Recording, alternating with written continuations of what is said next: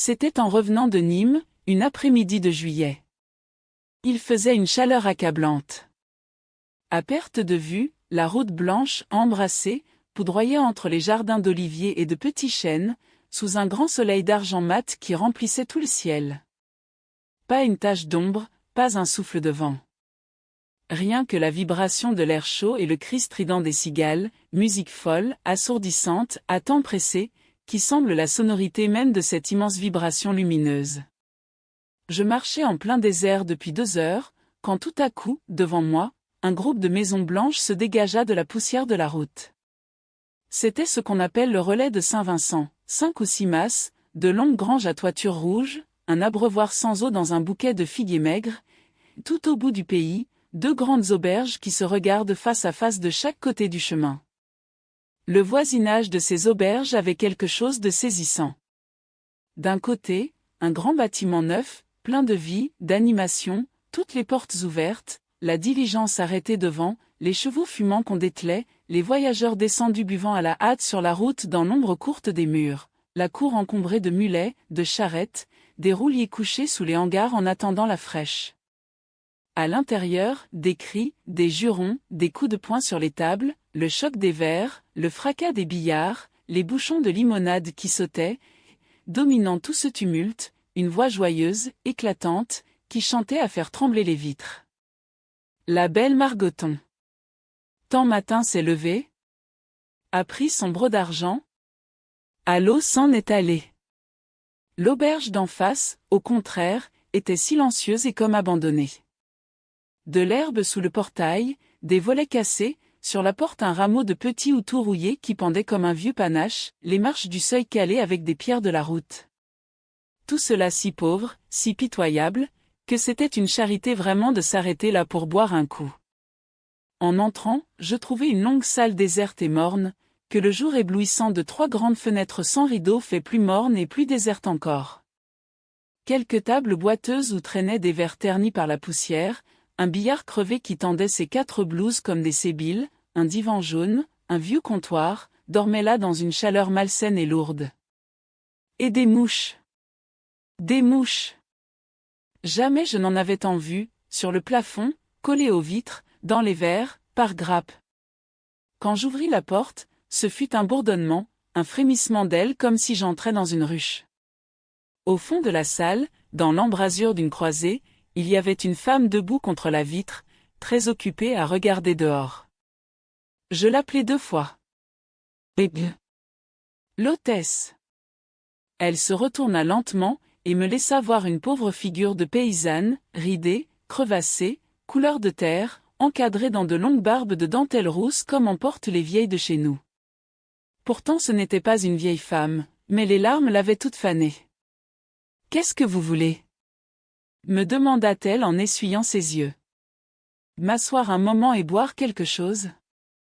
Elle me regarda très étonnée, sans bouger de sa place, comme si elle ne comprenait pas. « Ce n'est donc pas une auberge ici ?» La femme soupira.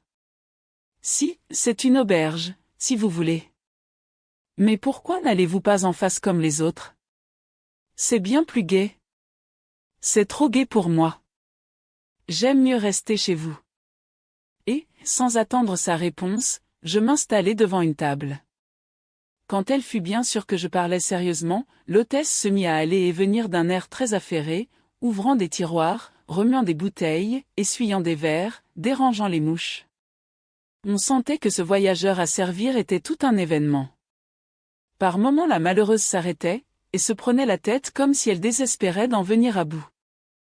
Puis elle passait dans la pièce du fond, je l'entendais remuer de grosses clés, tourmenter des serrures, fouiller dans la huche au pain, souffler, épousseter, laver des assiettes. De temps en temps, un gros soupir, un sanglot mal étouffé. Après un quart d'heure de ce manège, j'eus devant moi une assiétée de passerilles, raisins secs, un vieux pain de Beaucaire aussi dur que du grès, et une bouteille de piquette. « Vous êtes servi ?» dit l'étrange créature, et elle retourna bien vite prendre sa place devant la fenêtre. Tout en buvant, j'essayai de la faire causer. « Il ne vous vient pas souvent du monde, n'est-ce pas, ma pauvre femme ? » « Oh !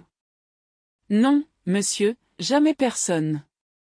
quand nous étions seuls dans le pays, c'était différent. Nous avions le relais, des repas de chasse pendant le temps des macreuses, des voitures toute l'année. Mais depuis que les voisins sont venus s'établir, nous avons tout perdu. Le monde aime mieux aller en face. Chez nous, on trouve que c'est trop triste. Le fait est que la maison n'est pas bien agréable.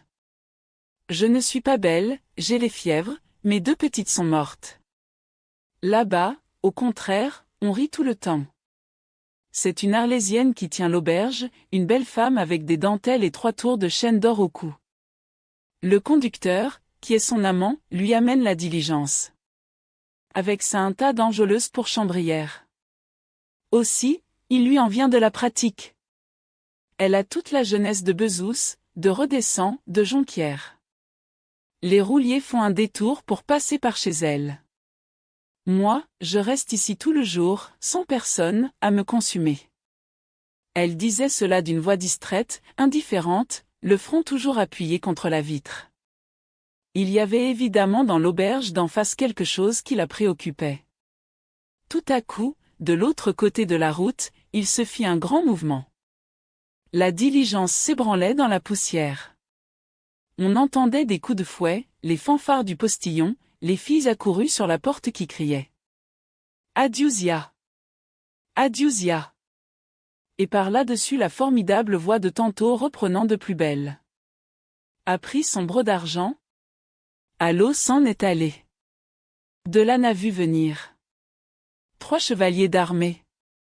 À cette voix l'hôtesse frissonna de tout son corps, et se tournant vers moi. Entendez-vous? Me dit-elle tout bas, c'est mon mari. N'est-ce pas qu'il chante bien? Je la regardai, stupéfait. Comment? Votre mari. Il va donc là-bas, lui aussi? Alors elle, d'un air navré, mais avec une grande douceur. Qu'est-ce que vous voulez, monsieur? Les hommes sont comme ça, ils n'aiment pas voir pleurer, et moi je pleure toujours depuis la mort des petites. Puis, c'est si triste cette grande baraque où il n'y a jamais personne. Alors, quand il s'ennuie trop, mon pauvre José va boire en face, et comme il a une belle voix, l'Arlésienne le fait chanter. Chut! Le voilà qui recommence. Tremblante, les mains en avant, avec de grosses larmes qui la faisaient encore plus laide, elle était là comme en extase devant la fenêtre à écouter son José chanter pour l'Arlésienne. Le premier lui a dit. Bonjour, belle mignonne.